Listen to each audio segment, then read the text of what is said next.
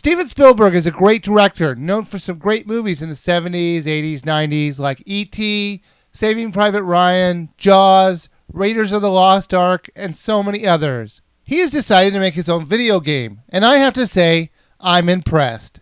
He was probably playing Jenga one day and wondered what would happen instead of pulling out the blocks, you threw marbles at them. That's basically what it's like playing this game.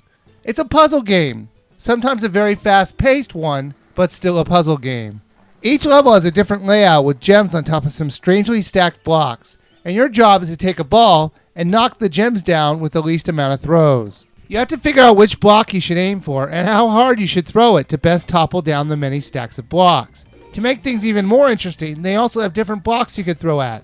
Some explode on contact and make some awesome explosions on the screen. Some only blow up when they're combined with the same color, and some just disappear when hit. That's the main part of the game, but as you travel down the adventure part of the game, they'll change up the normal gameplay. There are also parts where you have to pull out blocks with a hand tool. I found these parts fun, but the controls were too shaky and loose.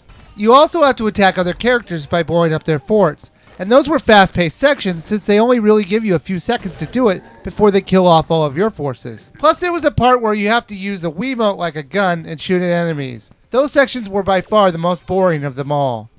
I really look forward to the levels where they took it back to the basic concept of throwing balls at blocks with no time limit. I liked thinking about my throws before I did them, not just throwing wildly hoping to kill all the enemies in time. They rank you on a scoring system of gold, silver, and bronze. Getting good scores might score you some new blocks or backgrounds for the create a level mode, but more on that later. The control to throw your ball is perfect. Find where you want to throw it, hold down the A button to lock the target, move your arm back, and thrust your hand forward while you release the A button.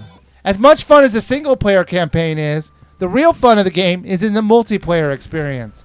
You can either cooperate and knock down all the blocks together, or you can compete against each other to see who gets them down first. You can also attack each other like you were playing snowballs in a fort, and you keep throwing balls until the other player's fort is destroyed. If that's not enough reason to buy this game, how about this?